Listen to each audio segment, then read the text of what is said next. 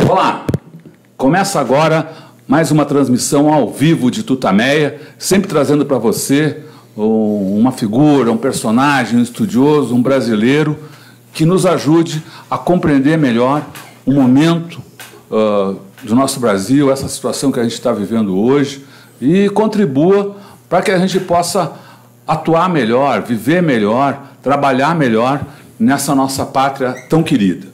Ela é Eleonora. Ele é o Rodolfo. E ele é o Alexandre Padilha, que vai estar conosco aqui nessa entrevista. A Eleonora já vai fazer a primeira pergunta e apresentar devidamente aqui o homem dos mais médicos, né? Mas antes eu queria te convidar para ajudar a levar mais longe essa nossa conversa. Então, você mande seus comentários, mas divulgue entre seus amigos, compartilhe nas suas redes sociais, porque, como você sabe, é difícil ter na mídia tradicional palavras de pessoas como as que trazemos aqui. Então é isso, compartilhe nas suas redes sociais e saiba que toda essa conversa depois, para rever com os amigos, fica disponível no nosso canal de vídeo, no youtube.com/C/Eleonora e Rodolfo Lucena Tutameia. O Tutameia é escrito com letras maiúsculas. E o nosso trabalho é ancorado no site dos Tutas, né? o tutameia.jor.br. Então, dito isso, feitas as introduções, Eleonora. Alexandre Padilha, muito obrigada por você estar aqui hoje conosco. Eu que agradeço. Nossos estúdios caseiros aqui do Tutameia. Com ótimo café, viu, gente? Então, Alexandre Padilha, acho que não precisa apresentar, mas eu vou falar, médico formado na Unicamp, foi ministro das Relações Institucionais do governo Lula, ministro da Saúde no governo Dilma, secretário de Saúde na gestão Haddad aqui na Prefeitura de São Paulo, deputado eleito pelo PT de São Paulo nessa última eleição, e, digamos assim, é o pai do Mais Médicos, vamos tentar resumir. E o Mais Médico que está no meio dessa polêmica toda agora. Então, acho que é o assunto que a gente inicia a conversa por ele, né? Por que o Mais Médicos agora está nessa polêmica e por que há o desejo de acabar com o Mais Médicos? Eleonora, Rodolfo, um grande abraço aqui, todos que nos acompanham aqui pelo canal, aqui no YouTube do Tutameia. Dizer que, infelizmente, né, aquilo que já era um programa absolutamente consolidado, que nem o golpe do Temer teve coragem, né, de acabar com o programa. Em 2016 já tinha tido o golpe parlamentar, o Congresso Nacional reaprovou o programa, renovou o programa. O Tribunal de Contas da União, STF, todas as instituições brasileiras já vinham aprovando o programa, que já era reconhecido pela Organização Mundial de Saúde e pelas pesquisas universitárias. Infelizmente, o Mais Médicos volta à tona porque o presidente eleito, eu acho que não saiu do palanque ainda, né? Todo o discurso ao longo da sua vida política, como deputado federal, depois como uma das mais agressivas lideranças de oposição ao governo Dilma, e o discurso da exaltação ao ódio, que foi até às vésperas da eleição, né? E que foi, sem dúvida alguma, um dos elementos que o fez se transformar em presidente da República eleito no país. Infelizmente, passada a eleição, ao invés de ele perceber que ele deve governar para todos os brasileiros, ele resolveu repetir esse discurso. Passada a eleição, ele fez reiteradas críticas à formação dos médicos cubanos, à qualidade dos médicos cubanos, o que fez com que Cuba, que é um país como tantos outros, que sabe que palavras de um presidente da República valem em política externa, tomou a decisão de se retirar do programa. Eu até escrevi recentemente, né, um artigo na Folha de São Paulo que convida as pessoas a fazer um exercício. Imagina se fosse o Brasil, né? Se fôssemos nós no Brasil, que o Brasil fosse um país pobre, que vive sob bloqueio econômico e que ao longo de décadas nós construímos, por exemplo, professores de qualidade ou médicos de qualidade e enviássemos esses profissionais para um outro país. E se os profissionais estão nesse país, se elege um presidente da República que começa a desqualificar nossos profissionais, a criticá-los, né? Eleonor, eu estava contando para vocês, eu continuo atendendo na unidade básica do SUS, eu atendo na unidade básica do SUS na periferia de Campinas. E lá tem uma médica cubana, aliás, é a única médica permanente que está lá, tirando nós que somos ligados à universidade. E no dia que teve o anúncio, né, da retirada do Ministério da Saúde de Cuba, coincidentemente eu estava na UBS, foi na última quarta-feira. E qual foi a primeira coisa que a doutora Sarai falou para mim, que é a médica que está lá, que todo mundo gosta muito dela? Ela falou assim: Padilha, nós estamos aqui, uma coisa é uma entidade, a gente já tinha enfrentado entidades falarem, pessoas, boicote de jornalistas, de colegas médicos, mas uma coisa é um presidente eleito nos desqualificar. E sabendo que é um presidente eleito, que foi eleito, como eu quero repetir, em parte pela exaltação ao ódio. Ela diz o seguinte: o que significa um presidente eleito nos desqualificar, nos agredir, o que isso pode significar em relação à sociedade? É lógico que os nossos familiares que estão em Cuba, o nosso país, quem nos formou, não poderia aceitar isso, né? Então, a polêmica do Mais Médicos retorna por conta dessa postura do presidente eleito, da decisão do Ministério da Saúde de Cuba. E, como sempre, eu acho que ela vem, assim, floreada de outras questões. Eu sinceramente, eu acho que tem uma tática no Brasil de tentar construir um roteiro de filme de 007, o retorno da Guerra Fria. Porque, por exemplo, a matéria que saiu ontem sobre o Mais Médicos, que repercutiu em vários jornais e TV, querendo dar ares de negociação secreta entre o PT e Cuba, de troca de informações entre as embaixadas brasileiras e o governo cubano, né, sobre o que Cuba oferta como profissionais, tudo. E a manchete queria dizer o seguinte: Cuba criou Mais Médicos, quer dizer, como se um país que participa de uma pequena das dezenas de ações do Mais Médicos pudesse ser o criador do Mais Médicos. Eu acho, sinceramente, uma tentativa política. Aconteceu isso já durante as eleições, mas eu acho que pode ser uma tática do presidente eleito, do seu governo, aliás, sempre foi uma tática dos militares, de tentar reeditar um clima de Guerra Fria no Brasil. Tudo, quando não consegue resolver o problema, vai ter um inimigo externo, ou é a Venezuela, ou é Cuba, o que seja, né?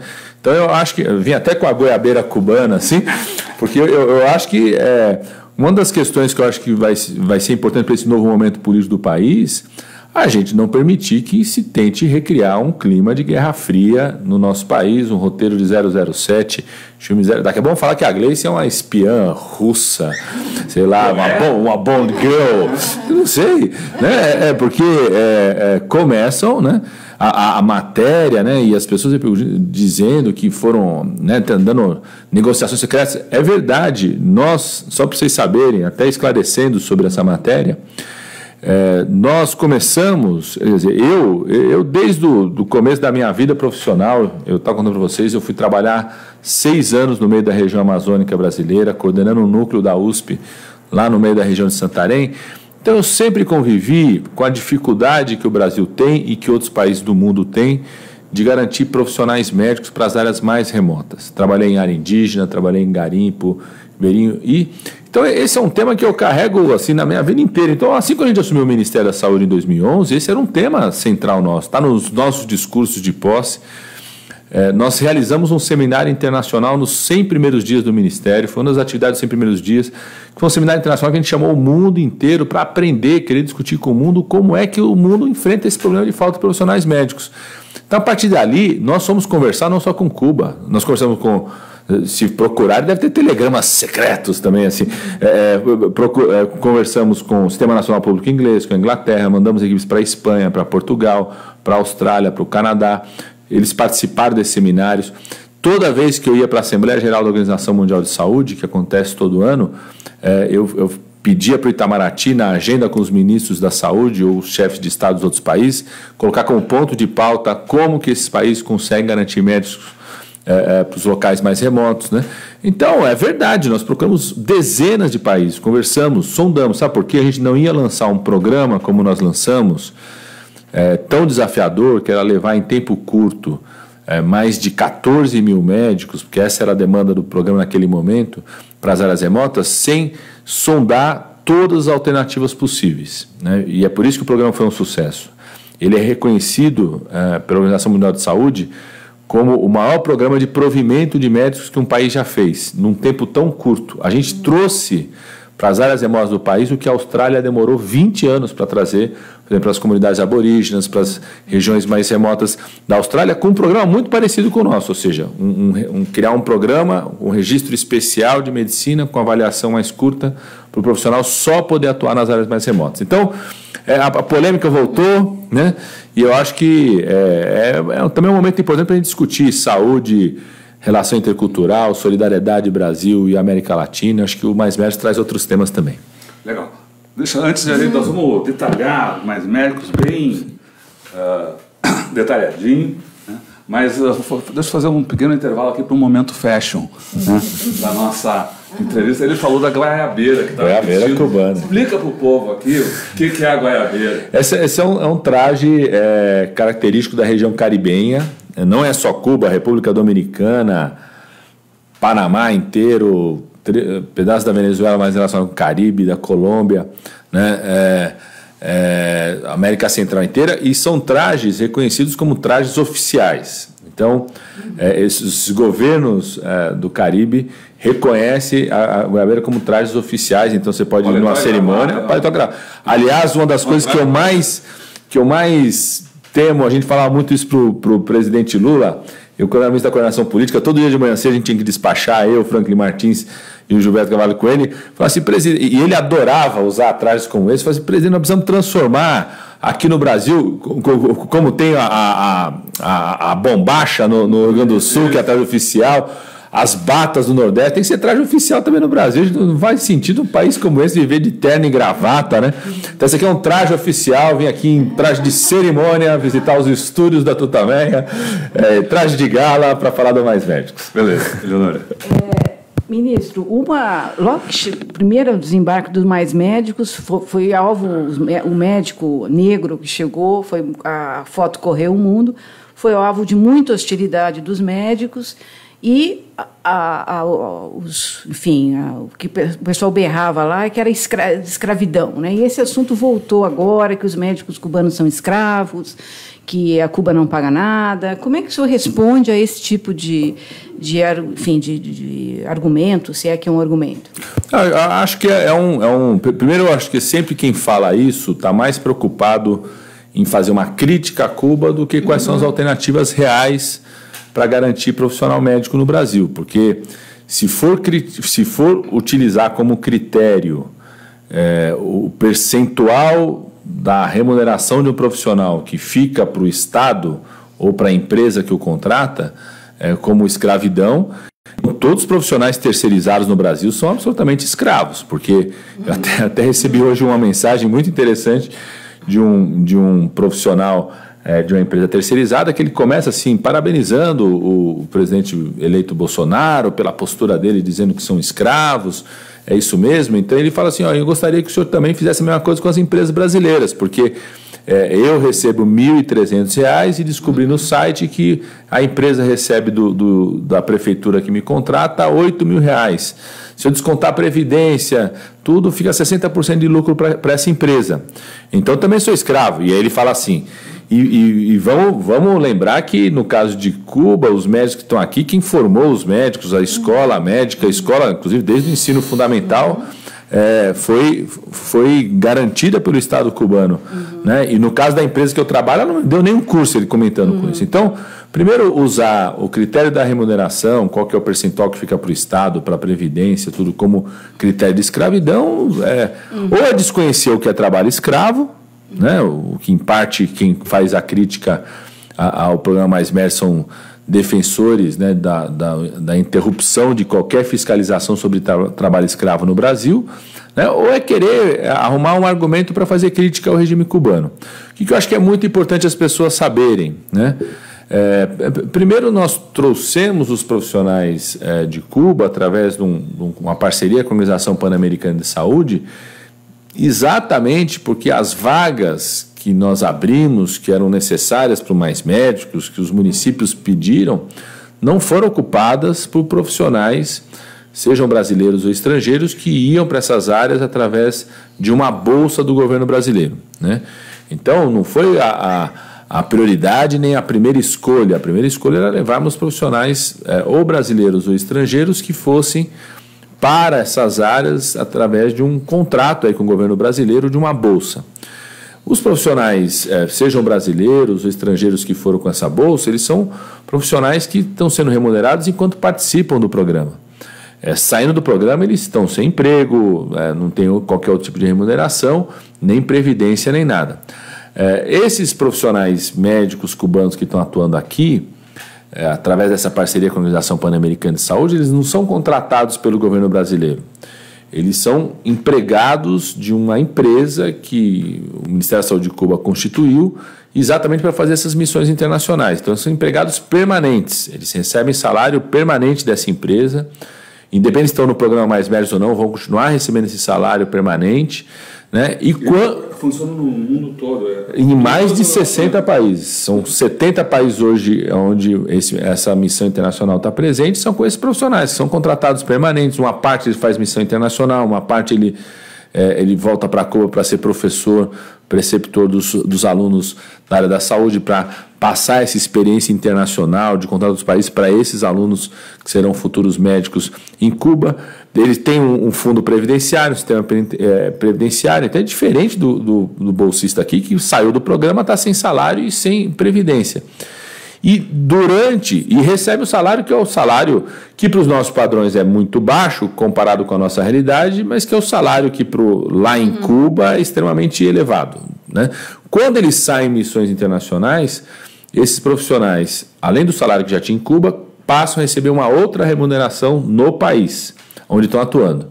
No caso aqui do Brasil, eles recebiam uma remuneração que variava aí de R$3.000, R$3.500 até R$4.000, pelas informações que a gente tem, que foi obtendo ao longo do tempo, com os próprios médicos, com a OPS, com o Ministério da Saúde de Cuba, e recebiam aqui no Brasil o auxílio moradia e auxílio alimentação. Então chegava mais ou menos a R$7.000, R$8.000 que eles recebiam aqui no Brasil, o que é um salário, por exemplo, mais de 50% da população brasileira tem uma renda média familiar menor do que 5 salários mínimos. Então, está muito acima da metade da população brasileira. Agora, além dessa remuneração, uma parte, quando faz uma missão internacional, é investido num fundo previdenciário para esse profissional e para a sua família. Então, inclusive, esse é um dos interesses das missões internacionais para eles, porque aumenta a previdência.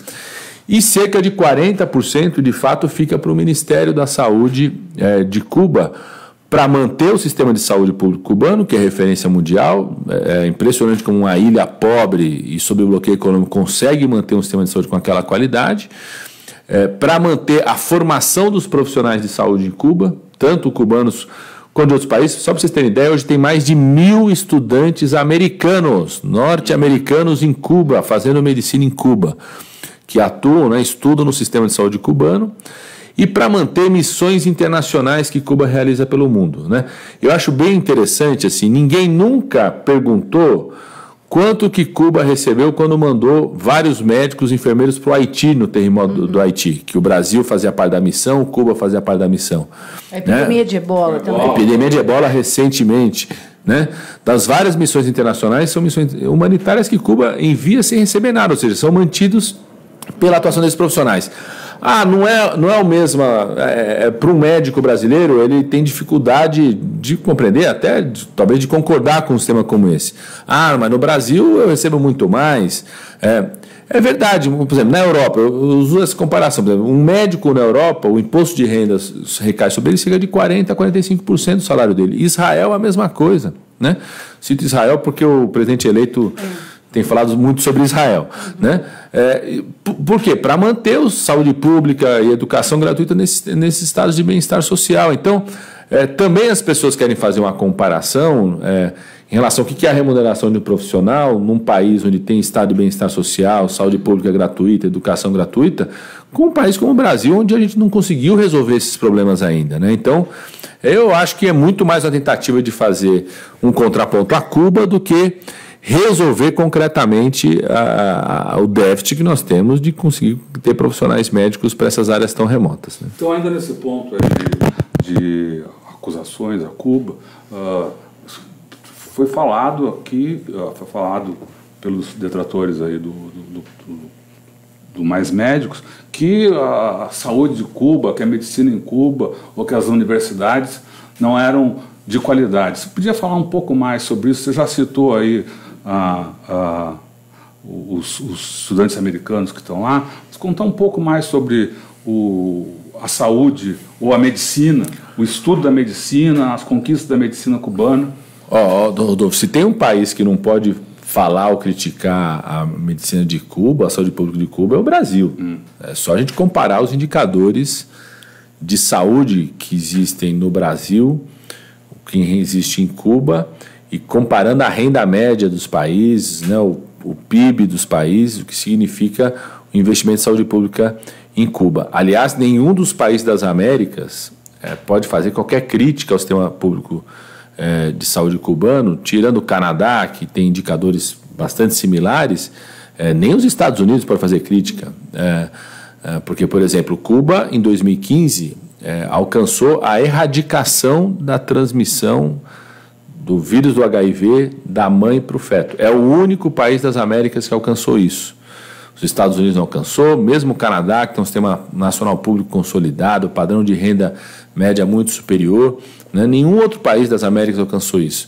E essa é uma demonstração de um sistema de saúde de qualidade, que se esforça, porque reduzir, erradicar a transmissão do HIV da mãe para o bebê é um indicador que mostra que você está fazendo um pré-natal bem feito, porque você detecta isso precocemente no pré-natal, que acompanha de forma correta esse pré-natal, que acompanha não só essa gestante, mas o seu parceiro, porque muitas vezes, por exemplo, nós temos uma epidemia de sífilis congênita no país, porque as mulheres acabam tendo sífilis, em geral, o seu parceiro que a transmitiu, começa o pré-natal, ela se trata e o parceiro não se trata.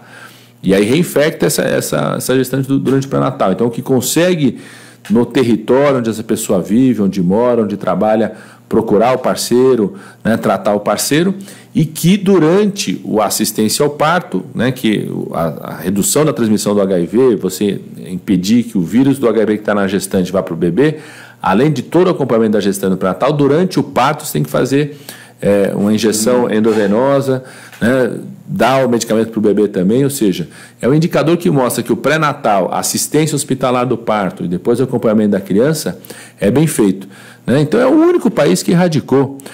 Por exemplo, nós tínhamos, durante a ditadura militar, nós tivemos uma epidemia de meningite no Brasil que foi escondida. Vocês são jornalistas, sabem bem do que foi isso, foi caso...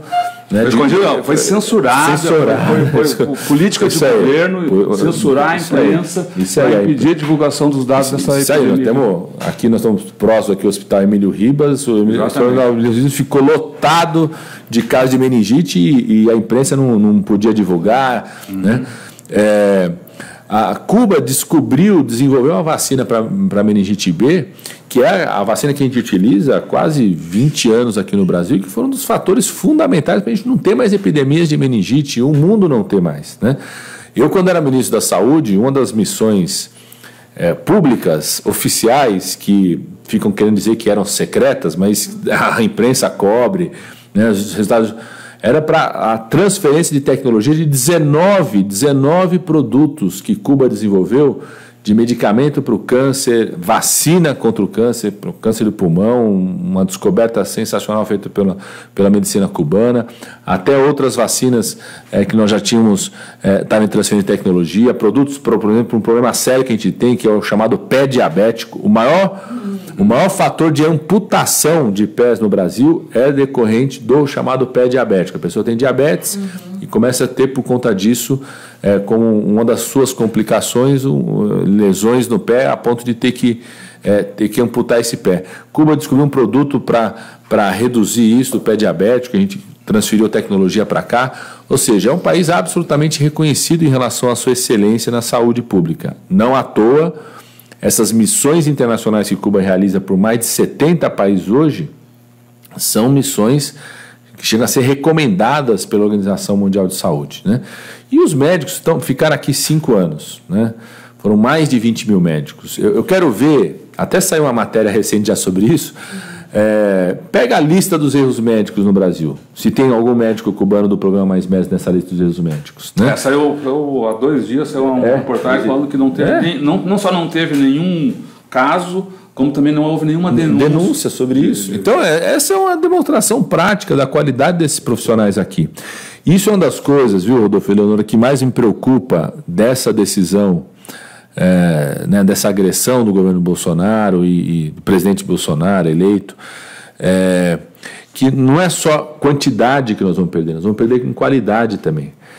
Hoje nós temos cerca de 8.500 médicos cubanos aqui que são especialistas em medicina da família e comunidade, que é uma especialidade médica, que é você conhecer, atender aquela pessoa dentro do seu contexto cultural, da sua comunidade, de você fazer procedimentos que são procedimentos que estão fora do ambiente hospitalar, que pode resolver 80% dos problemas de saúde de uma pessoa. Nós temos excelentes médicos de família e comunidade no Brasil, mas quando a gente soma todos, não dá 8.500 especialistas em medicina, família e comunidade. Então, não será possível repor com médicos brasileiros, eu não acredito nem que vai repor em quantidade, mas também não será possível repor em qualidade, nesse momento, a saída dos médicos cubanos aqui do nosso país. Porque as qualidades, os médicos brasileiros vão ficar furiosos com essa sua frase. Por quê? Você fala da... Por conta da especialização, aí não é só se é brasileiro ou não, é o fato de serem especialistas em medicina da família e comunidade. Nós temos excelentes médicos brasileiros especialistas em medicina da família e comunidade, que depois de uma formação aqui no Brasil que é centrada no ambiente hospitalar, foram fazer a residência médica que nós falamos, fora do ambiente hospitalar, se especializando no cuidado à pessoa. A gente chama de que é uma medicina centrada na pessoa. Infelizmente, não é só no Brasil, no mundo como um todo, a formação do profissional médico é centrada na doença. Sim. E não na pessoa. Né? Eu o tempo todo... Eu dou aula, estou lá com os meus alunos na unidade de base de saúde, eles começam às vezes falando assim, esse aqui é um pé diabético, peraí, qual é o nome da pessoa, qual que é a idade, é casado ou não é, vive sozinho ou não, porque tudo isso influencia no projeto terapêutico que você vai fazer para essa pessoa, né? Aí você começa a pegar os sinais, sintomas, constrói a doença, e a medicina família e comunidade aprendeu a desenvolver um método onde você reúne como problemas de saúde daquela pessoa, não só a doença classificada clinicamente, diabetes, hipertensão, diagnóstico que tem, mas, por exemplo, uma pessoa que vive sozinha, é uma pessoa que não tem cuidador junto, porque isso muda completamente o projeto terapêutico. É uma pessoa que hoje está desempregada, porque muda o que você vai receitá-la, por exemplo, sobre orientação nutricional. Nós temos profissionais que fazem uma orientação nutricional que é incompatível, não só com as tradições, com os hábitos alimentares daquela pessoa, mas também com a capacidade de renda dela naquele momento. Então, a medicina família e comunidade, ela se especializa nisso. Nós temos, quero repetir, excelentes médicos brasileiros especializados em medicina família e comunidade. Temos uma sociedade brasileira de medicina família e comunidade no nosso país, a especialidade que cresce cada vez mais, mas que não tem quantidade ainda, não temos nem 8.500 especializados. E mesmo se for deslocais que são especializados para as áreas onde estão os cubanos, vai desguarnecer o atendimento que eles estão fazendo hoje, a grande maioria deles no SUS. Né? Então nós vamos perder não só em quantidade, mas em qualidade. Né? O médico brasileiro, isso foi um assunto que agora retornou, o médico brasileiro, em geral, se é que se pode falar de maneira generalizante, ele é descolado dessas necessidades do Brasil em relação à saúde. Os médicos, tradicionalmente, não só no Brasil, mas especialmente aqui, vêm de uma classe muito elitista, de uma classe mais rica.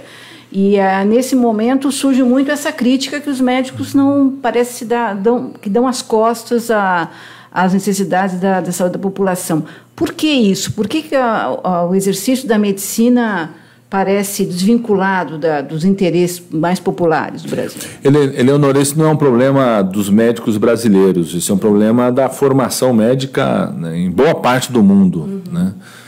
E esse é um tema muito decisivo hoje dos vários países do mundo. Né? Não é só o Brasil, vou falar um pouco de várias experiências no Brasil que tentam mudar essa realidade, e o Mais Médicos foi muito forte sobre isso, mas no mundo como um todo. Né?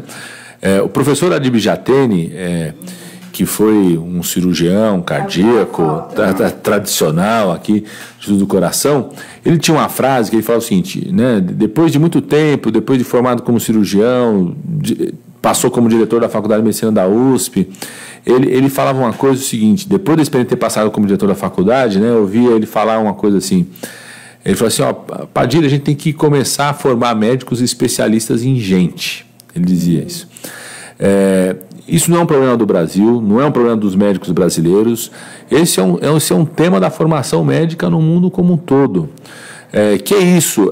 A gente desenvolveu ao longo de décadas uma formação do profissional médico centrado na doença e na subespecialização, onde esse médico, na sua grande maioria das vezes, conhece o seu paciente num ambiente à parte da realidade, que é o ambiente do hospital. Eu falo, no hospital todo mundo para de fumar, certo? Porque você não, é proibido fumar lá dentro. No hospital, os problemas familiares acabam, porque você não tem contato com a família, né? Então, a maioria das vezes, esse estudante aprende, conhece o seu paciente no ambiente que é um ambiente, diria, virtual, apartado da realidade social, do que é o nosso ambiente. A gente não viveria dentro do hospital o tempo todo, né? E também com uma perspectiva que não é um currículo formal. Eu brinco que tem, não brinco, falo de forma séria, existe o currículo formal e um currículo informal. Alguns especialistas dizem até que é o currículo oculto na formação do médico, que é o tempo todo a reprodução de valores durante a formação do profissional médico, não só no Brasil, que são valores de que o médico tem que ser um profissional liberal, de acumulação de salário, que ser um bom médico é ser um médico do setor privado, que o médico do SUS é um médico de baixa qualidade. Eu conto uma coisa para vocês que é real, assim, e vários outros colegas já viveram essa situação, né, de ser professor, você está com um aluno, o aluno chega no 6º ano, quando está terminando o curso, ele tem que tomar a decisão dele e qual é a especialidade que ele quer fazer, qual é a residência médica que ele vai fazer. Então ele se forma médico com 6 anos, pode exercer a medicina, mas se quiser fazer uma especialidade, como eu, fui fazer doenças infecciosas, infectologista, vai fazer a residência. Eu já tive vários alunos que estão lá no 5º, no 6º ano, ele quer fazer medicina, família e comunidade, e ele fala, mas professor, eu vou ser desvalorizado, não vou ser reconhecido, eu vou atender na atenção básica, isso é médico de 2ª categoria. Então, isso não é só no Brasil, é no mundo. Então, existe uma espécie de um currículo oculto. Desculpa, sim. Há esse preconceito mesmo? Total, permanentemente. Médico de família, ou médico de comunidade? De 2ª categoria, que o médico, não só no Brasil, no mundo, de que o médico, que o grande médico é aquele que tem seu consultório privado, a profissão liberal, que acumula riqueza sobre isso. Não estou falando que as pessoas têm que ser bem remuneradas, não é essa a discussão, mas que o valor que existe é em relação ao médico que está dentro do hospital, no consultório privado, que o médico que vai para as áreas mais pobres, o especialista, né? Cada vez mais a especialidade, né? Então é uma espécie de currículo oculto. Então esse é um debate sobre a formação do profissional. E que o Mais Médicos entrou nisso, que são os eixos do programa que eles ficam menos evidentes, porque toda a polêmica em torno da vinda de provimento dos médicos não trata dos outros eixos do programa. Que por exemplo, a gente fez uma transformação nas diretrizes curriculares. Na lei, estabeleceu uma nova diretriz. Que, por exemplo, as escolas médicas, todas as escolas médicas que surgem depois do Mais Médicos, ou as escolas que já existiam, elas têm até 2019, as que já existiam até 2019, e as que surgem, todas elas desde o começo, formam assim, expõem o aluno desde o 1º ano na atenção primária em saúde. Então você concentra a formação desse aluno na unidade básica de saúde, nas comunidades, nos bairros. Por exemplo, eu levo os meus alunos, na unidade básica de saúde lá na periferia de Campinas, nós estamos, tem do lado de Campinas, tem do lado uma penitenciária feminina.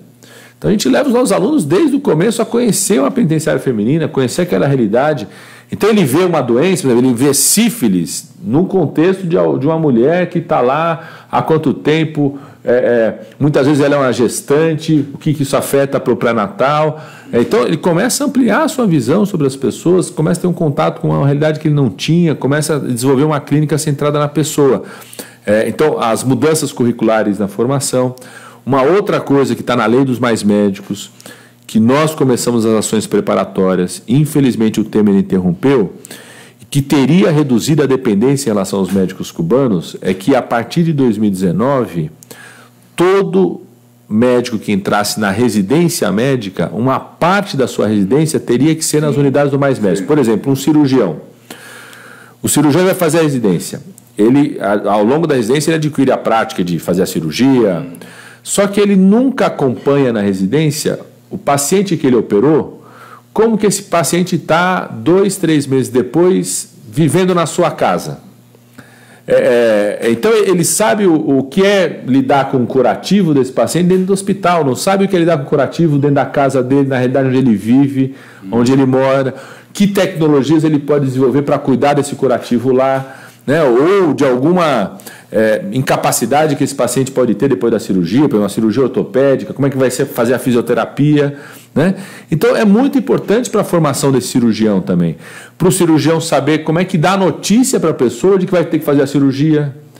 Ou seja, a gente não desenvolve algumas habilidades na formação desse médico que são essenciais para um bom médico. Por exemplo, tem médico que acaba se formando sem saber como é que comunica para o paciente, pelo seu diagnóstico, eu vou ter que fazer uma cirurgia.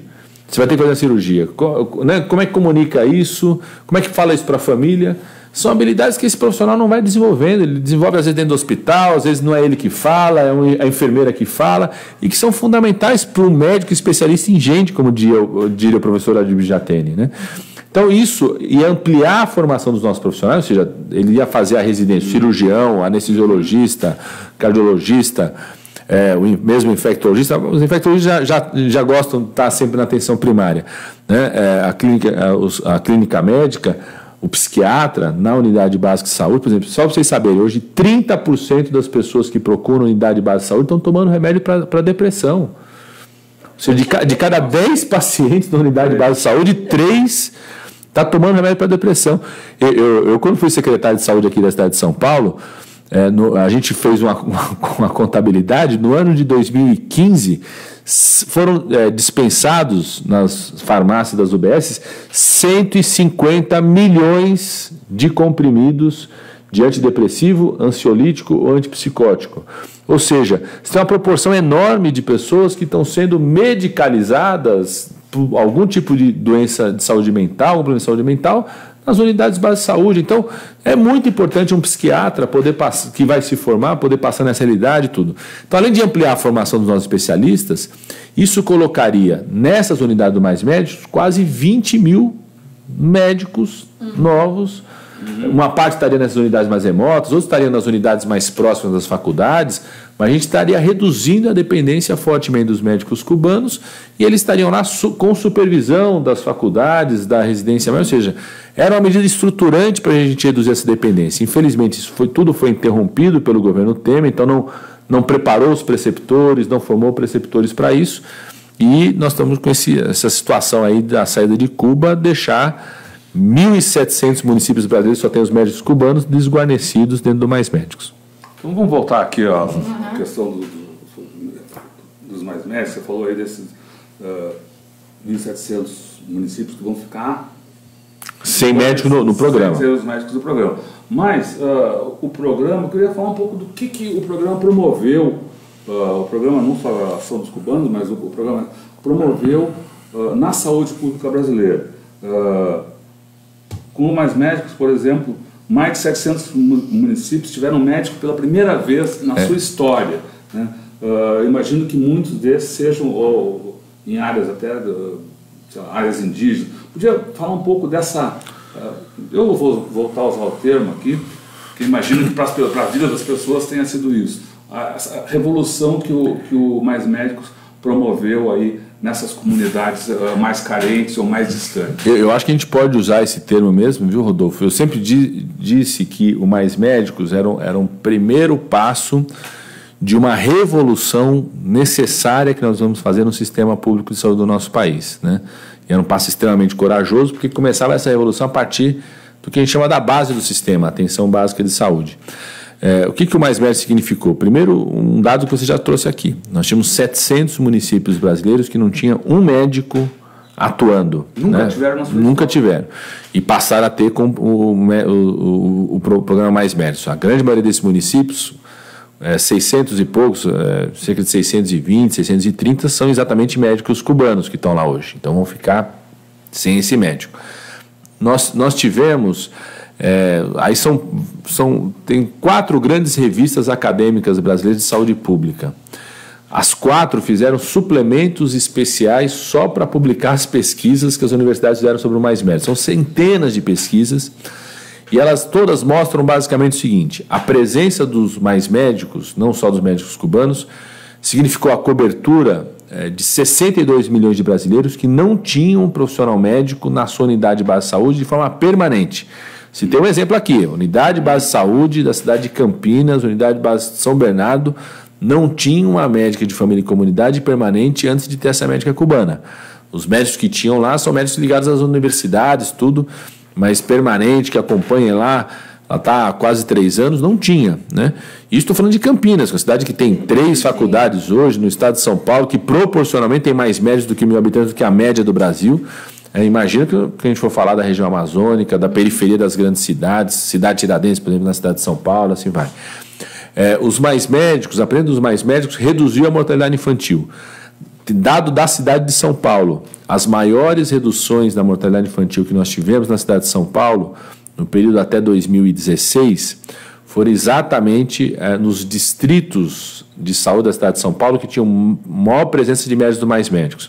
O extremo da Zona Sul, então Parelheiros, Grajaú, toda a Capela do Socorro, e o extremo da Zona Leste, cidade Tiradentes, teve a maior redução, São Mateus, ou seja, a presença dos médicos dos Mais Médicos foi decisiva para as maiores reduções de mortalidade infantil no Brasil. Eles significaram um aumento de consultas médicas na atenção básica, então melhor acompanhamento no pré-natal, na hipertensão, no diabéticos, nos casos que a atenção básica cuida. E também significaram a redução do que a gente chama, tem um indicador de saúde que a gente utiliza, que chama internação por doenças sensíveis à atenção básica. Ou seja, tem alguns tipos de doença, se você consegue ter atendimento lá na unidade de base de saúde, pelo médico, pelo enfermeiro, pelo agente comunitário de saúde, você reduz a internação. Hipertensão, diabetes, pneumonias, diarreia em criança, doença respiratória em criança. Então, aonde tinha os médicos do Mais Médicos, reduziu a necessidade de internação, ou seja, ele reduz também a lotação dos hospitais. E reduz o custo para o Estado. Ele reduz o custo para o Estado, a lotação dos hospitais, melhora, nesse sentido, melhora o acesso, não só para quem está recebendo o médico do Mais Médicos ali no bairro, mas para o conjunto da população que usa aquele hospital, que é muito maior, às vezes não está nem naquele município, e assim vai, né? E na área indígena teve um peso decisivo, né? Para vocês terem ideia, hoje cerca de 90% do atendimento médico feito na área indígena é feito por profissionais do Mais Médicos. Desses 90%, 75% é feito por médicos cubanos, né? Então tem impacto decisivo em resultados e indicadores muito concretos da saúde. Uma outra coisa que o Mais Médicos trouxe é o que eu chamo um debate sobre o paradigma da atuação do médico no Brasil. E eu acho que, inclusive, essa foi a principal reação. O principal motivo da reação não é porque 8.500 médicos cubanos não mexem em nada no mercado de trabalho médico no Brasil. Nós somos quase 400 mil médicos no Brasil, então não mexe em nada, não interfere em nada no mercado de trabalho. Mas começa a fazer uma disputa sobre paradigmas, né? Da atuação do profissional médico, da função social do profissional médico, do contato que esse profissional tem, de como que ele enxerga aquele paciente, o ser humano, né? Que médicos brasileiros já faziam essa disputa também com medicina, família e comunidade, com o que a gente chama de uma clínica ampliada, com a visão mais ampliada da saúde, com respeito ao cumprimento do horário, ao compromisso social, né? Reduz a diferença que existia entre a figura do médico e a população. Acho que vocês vão se lembrar, né? A Eleonora estava contando aqui da chegada dos primeiros médicos cubanos.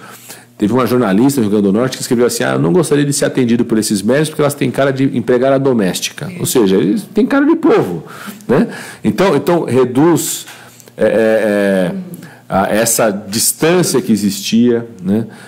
Entre a figura do médico e a população, isso é muito positivo, né? Então, tem impactos que são impactos muito importantes para a saúde, e eu não tenho dúvida nenhuma, mesmo com essa agressão e a saída dos médicos cubanos, o perfil, esse debate veio para ficar, né? Vai ser um tema que vai nos ajudar a avançar, ou resistir com mais força ao risco de destruição do SUS.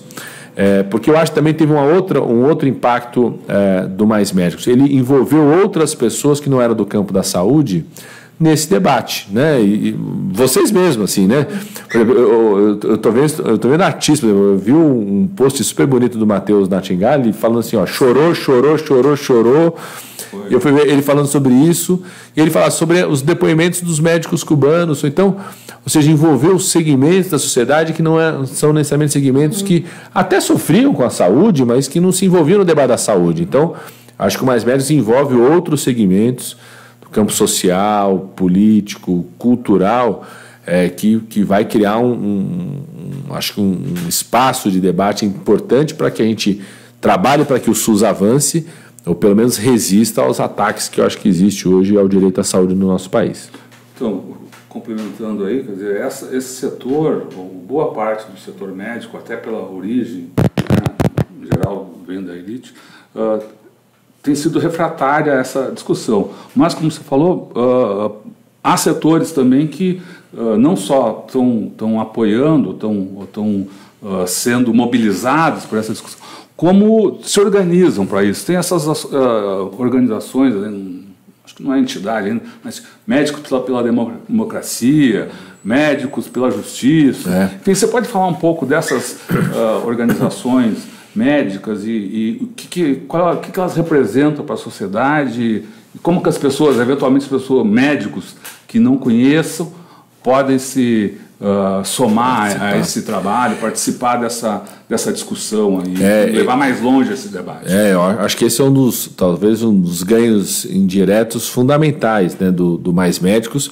exatamente isso. Ele criou um debate que envolve outros segmentos, envolve associações que foram se construindo. Então tem a Rede de Médicos pela Democracia, tem a Rede de Médicos Populares. Então são associações que você pode ir lá, tem o site, tem o Facebook, você pode participar ativamente, né, que são pelo menos duas associações que estão debatendo o papel, o perfil do profissional médico, se envolvem em todos os debates, né, se envolveram muito no debate da eleição, não apoiando um candidato ou outro, mas debatendo. Por exemplo, quando o presidente eleito Bolsonaro diz que o Estado brasileiro não tem que financiar os medicamentos para o HIV, ou seja, que não é de responsabilidade do Estado, você não tem como você, como médico, ficar em silêncio sobre isso, né? Então, são associações que se posicionaram e que vão se posicionar, não tenho dúvida nenhuma, não só sobre os riscos de desmonte do programa, mas de desmonte do Sistema Único de Saúde, porque o que está em jogo, e eu acho que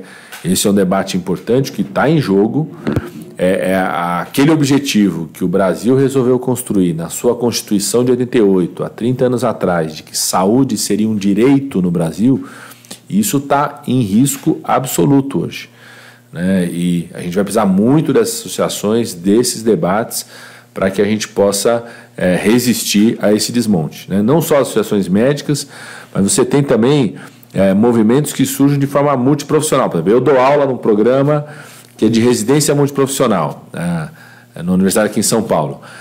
São 8 profissões juntas, né? Inclusive com médicos de família juntos. Ou seja, você começar a discutir, se envolver, debatendo para além só da atuação médica, mas do psicólogo, do serviço social, do odontólogo, nutricionista, e cada vez mais essa perspectiva multiprofissional contribui para a qualidade do paciente, para você fazer um projeto terapêutico mais interessante. Então tem várias, os movimentos das residências multiprofissionais que surgiram. Tem uma categoria nova que nós chamamos, alguns chamam de médicos gestores, outros dos cursos de saúde coletiva, que são médicos, são profissionais de saúde que fazem um curso específico sobre gestão em saúde, sobre construção da saúde coletiva, sobre como funciona o SUS, e passam a ser gestores de muita qualidade, passam a ser profissionais que contribuem, por exemplo, para a gestão de uma unidade de base de saúde, estarem lá junto com as equipes de saúde da família, tudo. Então são os movimentos dos cursos de saúde coletiva, de graduação que surgiram a partir de todo esse debate também. Então acho que tem atores novos, né? Atores novos. E tem as agressões acabaram gerando um grau de solidariedade entre Brasil e Cuba, no mundo cultural, artístico, na própria academia, que eu acho que fica, né? Mesmo o Bolsonaro e suas agressões vão passar, né? Eu acho que são laços que estão sendo construídos, que reformam a ideia de uma solidariedade latino-americana, que é tão importante para a gente resolver os nossos problemas, né? E que são laços que ficam, né? Nós falamos línguas que são parecidas, português e espanhol, mas temos tanta distância, né? Sofremos o mesmo processo de colonização, temos tanta distância entre os países latino-americanos, né? Esse discurso do presidente eleito de alinhamento aos Estados Unidos, de questionar o Mercosul, agora a nova ministra da Agricultura começou a questionar o Mercosul, né? Ou seja, é um discurso que nos separa dos nossos países vizinhos, né? O que pode transformar esse continente latino-americano num continente forte, inclusive para se posicionar de forma diferente na geopolítica no mundo como um todo, né? Com potencial grande. Então, eu acho que também o Mais Médicos criou... Então, por exemplo, você tem associações de solidariedade Brasil-Cuba, eu vou até participar aí em dezembro, em Santos, tem associações que foram fortalecidas a partir do programa Mais Médicos. Então, acho que tem experiências muito interessantes, todo mundo pode se mobilizar e se envolver aí. Toca aí num assunto crucial, que é o desmonte do SUS, né? 30 anos, e a gente está vendo isso pela própria PEC aí, que congelou os gastos, é uma ameaça ao SUS, e você está falando da resistência. Você acha que é possível resistir a esse desmonte, considerando que a saúde no Brasil, parte pública, parte privada, um avanço dos convênios privados, até dos hospitais, desnacionalização da saúde privada também, e a proposta de uma saúde pública gratuita como um direito, ela tem condição de retomar sua importância, como teve para garantir que isso estivesse na Constituição de 88? Eleonora, eu acho que é necessário, né? Primeiro que eu sou um otimista por natureza, sempre otimista pela luta. E eu acho que a luta nos dá energia, nos faz uma ponte entre a realidade e o desejo, a crença, a utopia o tempo todo. Então eu não paro de lutar, tá certo? Então sou otimista pela possibilidade de luta. Sou otimista também porque temas da saúde, como o Mais Médicos, têm, às vezes, capacidade de envolver atores que ultrapassam a saúde. O Mais Médicos é um exemplo disso, né? O Mais Médicos começou a partir de uma campanha feita pelos prefeitos e prefeitas de todos os partidos, que era uma campanha chamada Cadê os Médicos? Eu vi o ministro indicado aí da saúde, desejo boa sorte a ele, tudo, ele fazendo uma crítica ao Mais Médicos, mas os prefeitos do DEM, do partido dele, foram a favor do Mais Médicos, até o ACM Neto, né, que não é um comunista, até onde eu saiba, ele uma vez fez uma declaração, que é prefeito de Salvador, e falou o seguinte: eu já vi aqui em Salvador quem é contra Ivete Sangalo, mas contra médico cubano eu nunca vi. Né? Então, eu acho que a saúde consegue reunir alguns temas que envolvem atores políticos, atores sociais, culturais, que possibilitam a mobilização da sociedade sobre isso. Né? Eu sou otimista, mas sou realista. Acho que nós estamos num momento de profunda defensiva. Eu acho que o SUS, enquanto projeto, está sob risco. O congelamento de 20 anos dos investimentos da saúde, na prática, inviabiliza o SUS. Né? Ele rasga a Constituição. Né? Eu sempre falo um pouco para os meus alunos, é o seguinte, tem um capítulo da saúde lá que diz o seguinte: a saúde é direito de todos e dever do Estado, que tem que ser entregue, né, desenvolvido através de várias políticas, não só da saúde, moradia, meio ambiente, tudo. E através de um sistema descentralizado, regionalizado, um sistema único. Eles criaram um novo artigo, porque é uma emenda à Constituição, que diz o seguinte: tem que fazer tudo isso sem aumentar recursos nos próximos 20 anos, ou seja, na realidade inviabiliza o Sistema Único de Saúde. E já tem impacto sobre isso. Por exemplo, o orçamento de 2019, a atenção primária em saúde, das unidades básicas, saúde da família, vai ter quase 2 bilhões de reais a menos, ou seja, o que deveria ser a mais, vai ser a menos em 2019. Né? Então, acho que nós estamos num momento muito crítico, de profunda defensiva. Só que esses ataques geram dados concretos, geram impactos concretos, e que eu acredito que isso vai gerar mobilização da sociedade, por exemplo, né? Não só da sociedade, mas desses atores políticos. A interrupção do Mais Médicos vai gerar a mobilização desses prefeitos e prefeitas de todos os partidos. Já está gerando, a Associação Brasileira de Município se posicionou, a Confederação Nacional dos Municípios também, acho que vai gerar movimentação. Esse Congresso atual, ou o novo Congresso, vai debater isso. Eu fui deputado federal eleito, vou estar lá debatendo isso. Os prefeitos, acho que vão pressionar o Congresso para soluções sobre isso. O congelamento já começa a ter impacto nos hospitais. Mais da metade da internação do Sistema Único de Saúde é feita por hospitais ditos filantrópicos. As Santas Casas, que já começam a se mobilizar com muita força também sobre isso, né? Então, eu acho que nós vamos viver um ambiente de muita disputa. Estamos na defensiva hoje. O presidente eleito não tem nenhum compromisso com o Sistema Único forte. O ministro indicado, em alguns momentos, já teve posições favoráveis ao SUS, outras não. Então, eu torço para que ele, agora como ministro, saiba que ele é ministro de 200 milhões de brasileiros, do SUS, e que tem esse compromisso com o Sistema Único de Saúde. Esse debate vai acontecer no Congresso Nacional, mas tem que acontecer fundamentalmente na sociedade brasileira. Não existe saída para uma saúde num país como o Brasil se não tiver um sistema público forte, porque o Brasil é um país de renda média para baixa ainda, profundamente desigual.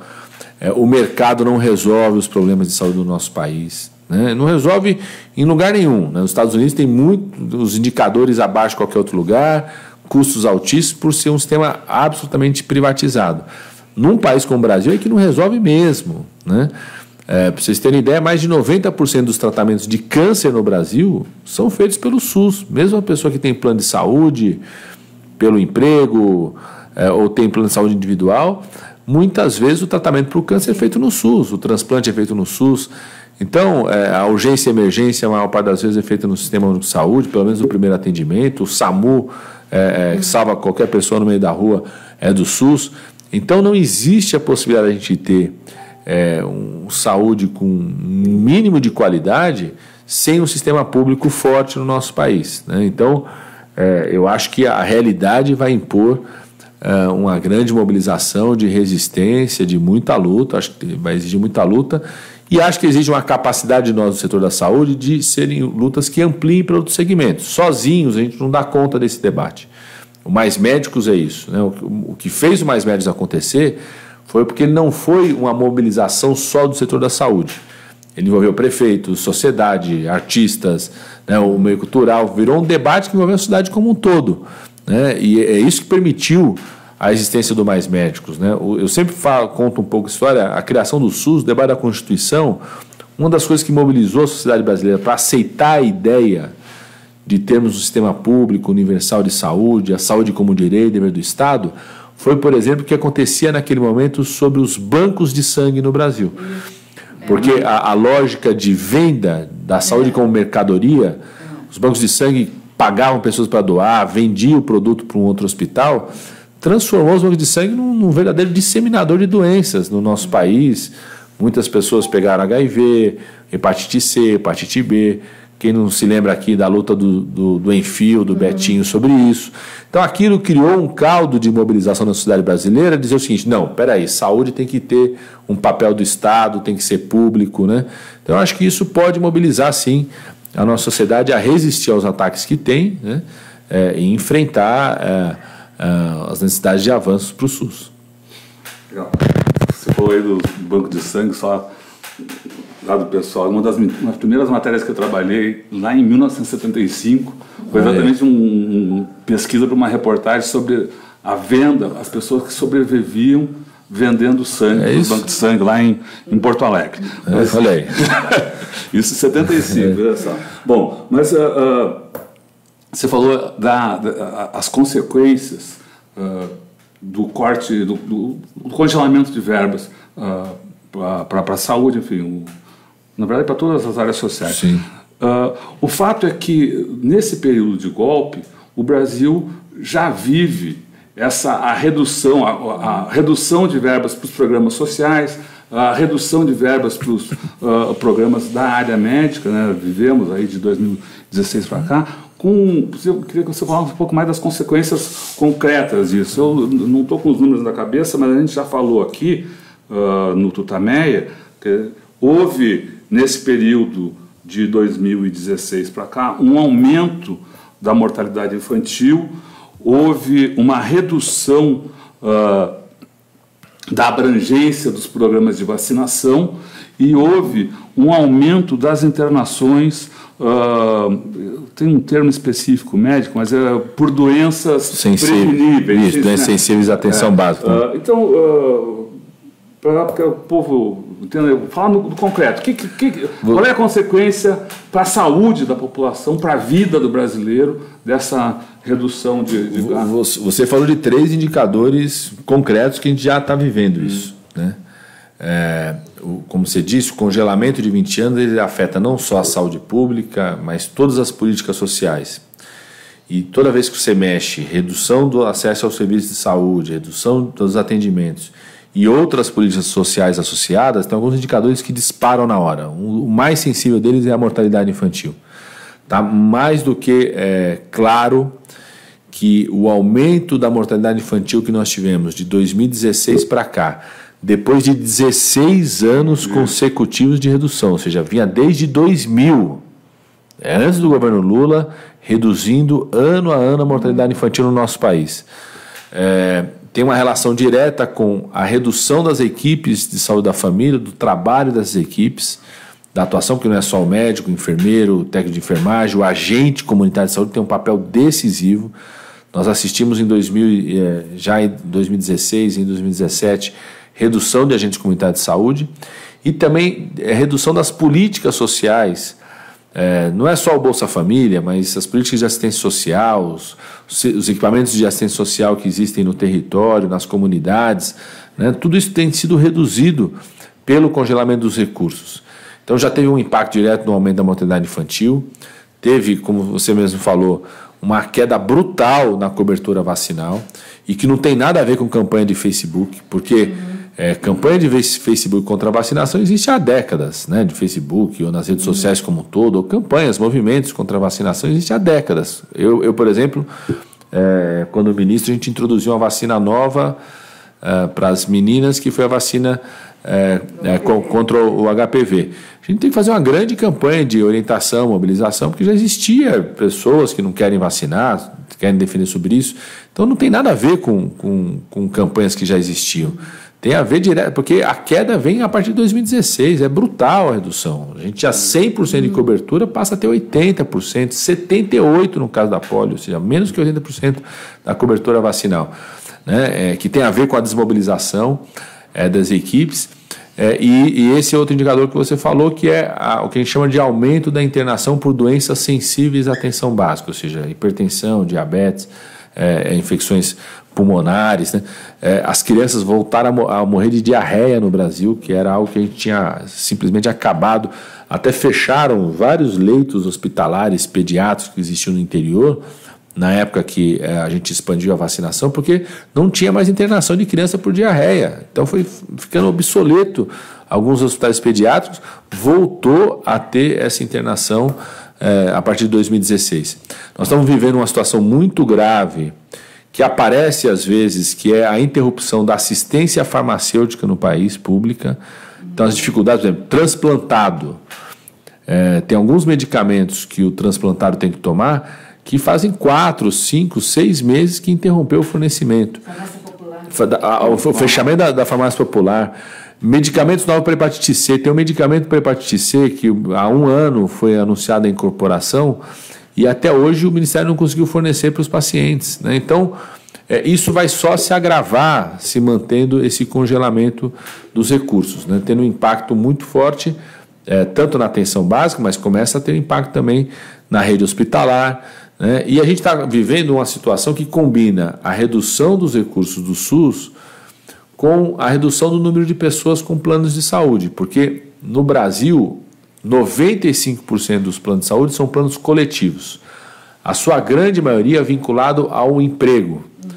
É impressionante, muda a curva de empregos formais no Brasil, muda o número de pessoas que têm acesso a plano de saúde. Então nós estamos vivendo uma redução do emprego formal. A gente chegou a ter quase 50 milhões de usuários de plano de saúde, estamos hoje com 44, 43 milhões de usuários. Não só a gente viveu o desemprego, como a gente está vivendo, né, depois da reforma trabalhista, empregos não formais, vínculos empregativos não formais. É hora de fortalecer o SUS. Exatamente isso. Então a gente está vivendo o enfraquecimento do SUS de um lado e a perda de usuários de plano de saúde do outro. reforçando a demanda sobre o Sistema Único de Saúde. Então, eu acho que é um cenário muito crítico mesmo. Os impactos, alguns são muito sensíveis, como mortalidade infantil, você detecta rapidamente, outros você demora mais tempo, 2, 3 anos. Mas eu acho que nós estamos num momento de profundo risco sobre a existência de um sistema público de saúde no nosso país. Bom, eu acho que a gente tratou aqui de modo bem abrangente, aí, eu acho que os grandes temas, claro que cada um deles mereceria aí um programa, mas antes de a gente encaminhar aqui para o fechamento, o nosso público aqui teve uma boa participação, perguntando. Tem algumas questões bem pontuais que você prefere que eu fale? Pode falar uma por uma. Uma por uma eu vou responder. Então, uma que você não chegou a tocar, mas é uma preocupação de muita gente a respeito de partos humanizados. Enfim, a nova política de saúde prejudica esse tipo. Como é que estava sendo, se é que estava sendo, do ponto de vista da saúde pública, e se isso sofre alguma ameaça, né? E, enfim, o que é a parto humanizado, para também explicar para o nosso... Esse tema da forma como as mulheres, né, como as nossas crianças nascem no Brasil, é uma das expressões mais críticas da mercantilização da saúde, da transformação da saúde como uma mercadoria. O Brasil é o campeão mundial de cesáreas. Existe uma verdadeira indústria de cesarianas no Brasil. Aqui na cidade de São Paulo, por exemplo, na rede privada, quase 90% dos partos são cesarianos. Na rede pública, quase 70% dos partos são cesáreas. O que é recomendado pela Organização Mundial de Saúde é que de 10% a 15% dos partos sejam cesáreas. A partir de evidências científicas, ou seja, 10% a 15% das gestações acabam tendo que terminar na cesárea. Por exemplo, a minha esposa fez toda a preparação do pré-natal, buscando um parto normal, o parto humanizado, com a ideia de fazer o parto no centro paranormal, tudo. Infelizmente, ela desenvolveu uma pré-eclâmpsia, depois uma pré-eclâmpsia grave no final da gravidez, que a indicação era fazer cesárea. Então, tem evidências que 10% a 15% dos casos são cesarianas. Só que no Brasil existe uma verdadeira indústria. Por que a gente chama de uma indústria? Porque existe desde a formação do profissional até uma indução à gestante, à mulher, de que a cesárea é melhor, né? Ela é melhor para ganhar mais dinheiro, ela é melhor porque o profissional pode ajustar seu horário, não tem que ficar 4, 5 horas esperando um parto. Ela só não é melhor para a mãe e para o bebê. Porque você está retirando o bebê da barriga no momento que muitas vezes ele não estaria preparado para retirar. Você tira da mãe a experiência do parto normal, né, aquele momento do parto, que é fundamental. Inclusive, alguns estudos dizem como parte da constituição aí da sua personalidade, né, da sua identidade enquanto mulher. E você provoca riscos à saúde da mãe, né? Muitas vezes infecta essa incisão, você tem complicações da anestesia, se coloca em risco a mãe durante o processo da cirurgia, né? Então existe uma verdadeira indústria no Brasil. A gente vinha combatendo essa indústria através de uma política nacional chamada Rede Cegonha, que buscava induzir que a gente atingisse patamares mais corretos aí em relação ao parto humanizado, desde o respeito aos direitos da mulher. Então, por exemplo, não sei se todo mundo sabe, toda mulher tem o direito a ter um acompanhante durante o parto. E a presença desse acompanhante, que ela escolhe quem é, se é o parceiro, se é a mãe, se é a irmã, se é uma doula, se é uma amiga, a presença desse acompanhante reduz o que a gente chama de uma coisa chamada violência obstétrica, ou seja, práticas não corretas, né, nocivas à saúde dessa mãe. Pra vocês terem ideia, a gente fez uma pesquisa em 2010, de cada 4 partos no Brasil, ou seja, 25%, a mulher relata ter sofrido algum tipo de violência, ou física ou psicológica durante o parto, né? Ou seja, é o que a gente chama de violência obstétrica, que é o desrespeito, e muito mais forte entre as mulheres negras, inclusive isso, né? Então tinha toda uma política a partir da Rede Cegonha de indução do parto, que você construir centros de parto normais. Por exemplo, aqui na cidade de São Paulo a gente tem uma experiência que é a Casa Ângela, que é que virou uma referência para o Brasil inteiro. Ela não fazia parte pelo SUS, porque não tinha um convênio. Então, na gestão do Haddad, a gente fez um convênio permitindo que pudesse ser feito parto pelo SUS na Casa Ângela. Você tirar do ambiente hospitalar alguns partos, né, que podem ser feitos fora do ambiente hospitalar, ou mesmo dentro do ambiente hospitalar, você aumentar a participação de outros profissionais. Quando você amplia a participação do enfermeiro, ou você reconhece a participação da obstetriz, que é um profissional fundamental que se forma para fazer parto normal e humanizado, você reduz a taxa de cesárea, né? Então, a presença dos enfermeiros, das obstetrizes, aqui em São Paulo, a gente aprovou na época a transformação de obstetrizes em carreira municipal, então passou a ter obstetrizes na rede municipal de saúde, né? Com isso você vai combatendo essa verdadeira indústria de cesáreas, né? Nos últimos 2 anos isso praticamente desapareceu do discurso e da política do Ministério da Saúde, e acho que esse não está no centro da agenda do presidente eleito, até porque empoderamento do papel da mulher é uma coisa que não está na agenda do presidente eleito. Ele acha que é fraquejada, né? Foi uma fraqueza ter uma filha. Então, eu acho que isso está em risco, e é um dos temas que como mais méritos, esse é um tema que mobiliza fortemente outros segmentos da sociedade, que não só da saúde, para compreender a importância do SUS, né? É só fazer uma comparação concreta, ou seja, na rede municipal, na rede da cidade de São Paulo, se é privado, 90% é cesárea, se é SUS, 30% é cesárea, ou seja, só esse indicador já mostra o quanto que tem um direcionamento do setor privado para mercantilizar esse parto, né? Colocando em risco a vida das mães e das crianças, né? Legal.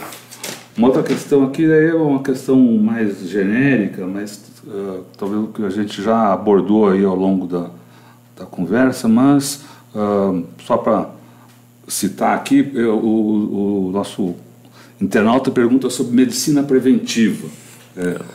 De novo, que riscos esse trabalho... O que é, então, de novo, o que é medicina preventiva, o que vinha sendo feito nesse terreno e que riscos esse tipo de trabalho corre com o governo do presidente? É exatamente isso que a gente está falando do fortalecimento da atenção básica de saúde, né? A atuação dos profissionais próximo da casa das pessoas, no bairro, fora do hospital, olhando a pessoa como pessoa e não como doença, né? A gente se utiliza dessa clínica centrada na pessoa, na atenção primária em saúde, faz parte ali das ações de promoção e prevenção à saúde.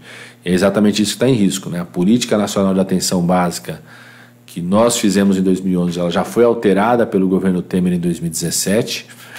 Os recursos para 2019 tiveram redução de quase 2 bilhões de recursos para atenção primária em saúde. E não vi da parte do presidente eleito, nem da sua equipe de transição, nenhuma fala forte e significativa sobre a importância da atenção primária em saúde. Então, eu acho que o que nós temos um risco concreto de caminhar, sobretudo se prevalecer essa lógica da medicina privada, da destruição do SUS, de uma medicina baseada no modelo curativo, na figura do hospital, de vários equipamentos, né? Porque tem muitos interesses privados relacionados a isso, em quem produz medicamento, em quem faz hospital, quem vende equipamento para o hospital. Então tem uma disputa, né, sobre o modelo de atuação não só do médico, mas dos profissionais de saúde. Acho que eram essas grandes questões, várias outras questões, mas essas acho que são as grandes questões que surgiram aqui dos internautas. A gente vai se encaminhando então para o encerramento aqui dessa entrevista. Antes, a gente queria que, como sempre, você gostaria de dar a sua mensagem aí para o nosso público aí. Primeiro quero agradecer muito, viu, Rodolfo e Eleonora, o pessoal aí do Tutameia. Eu acho que a principal mensagem é essa, né? As grandes transformações sobre direitos na sociedade, elas acontecem quando alguns temas mobilizam segmentos amplos da sociedade. Eu acho que o Mais Médicos, ao longo desses 5 anos, mobilizou um segmento bastante amplo da sociedade, e a gente tem que manter essa mobilização, seja para resistir aos desmontes do SUS, ou seja para avançar em relação àquilo que o SUS precisa, né? Eu acho que nisso eu sou um eterno otimista da luta. E eu quero fazer também um agradecimento aos médicos e médicas cubanas que vieram aqui para o nosso país. Vários deles estão se despedindo. Eu tenho ficado muito emocionado com as imagens que eu tenho visto das despedidas. Ontem eu vi uma camiseta que fizeram no Rio Grande do Sul. Vocês são gaúchos, preciso mostrar a foto para vocês. Linda, linda, linda, né? Falando da aproximação entre o Rio Grande do Sul e Cuba. E podem ter certeza, vocês voltarão, viu? Vocês voltarão. Podem ter certeza, as coisas passam, mas essa construção de irmandade, o compromisso que vocês mostraram com o povo brasileiro, a dedicação que vocês mostraram ao povo brasileiro, isso fica e vocês serão chamados de volta de alguma forma em outros momentos do nosso país. Muito legal. Muito obrigado, Alexandre Padilha. A gente, então, como eu disse, vai se encaminhando, mas antes de encaminhando para o final aqui, antes disso, como várias vezes você veio em nossos programas, a gente trata de algum assunto do dia. E, pelas declarações do pessoal da equipe econômica do presidente eleito, declarações do mercado, notícias de jornais, está claro a ameaça que o futuro governo representa à continuação da Petrobras, tal como a conhecemos, tal como ela foi concebida, né, como um patrimônio do povo brasileiro. E hoje, na Folha de São Paulo, tem um artigo do Jânio de Freitas que é primoroso em relação ao que o futuro governo propõe, ou as personalidades que supostamente vão integrar o futuro governo propõe. A gente recomenda fortemente a leitura aí desse texto do Jânio de Freitas, que é um dos grandes jornalistas do país. Eu vou ler um trecho aqui do artigo dele, que se chama A Noção Perdida. E tem como subtítulo: A ideia de esquartejar a Petrobras não é nova. Então, eu vou direto para esse ponto aí. A ideia de esquartejar a Petrobras não é nova. Subiu à tona nas águas da Lava Jato e começou a se efetivar na ilusória salvação que Michel Temer impôs à empresa. A BR Distribuidora e as refinarias, agora citadas para iniciar a privatização das mutilações, são duas minas de lucros, equipadas, organizadas, com matéria-prima e clientela garantidas, sem exigir investimento algum, não pedem mais do que a atividade atual para produzir altos lucros. Não dão motivos para sua venda. Esse é um trecho, então, do texto do Jânio de Freitas. Aqui no Tutameia a gente vai voltar à questão da Petrobras. Fique com a gente. Como sempre, todo esse material, essa nossa entrevista e outros vídeos que a gente produz estão disponíveis para você no nosso canal de vídeo, youtube.com/c/Eleonora e Rodolfo Lucena Tutameia escrito com letras maiúsculas, e no nosso site, onde também vai ter aqui a reportagem sobre essa nossa conversa aqui com o Alexandre Padilha, é o tutameia.jor.br. Eleonora. Padilha, muito obrigada pela sua participação hoje aqui. Tinha muita coisa a mais a perguntar, mas ficamos por aqui agora. Posso ser convidado para um novo café? Pode, claro. Então, muito obrigada. Bom dia a todos e tchau. Tchau, pessoal.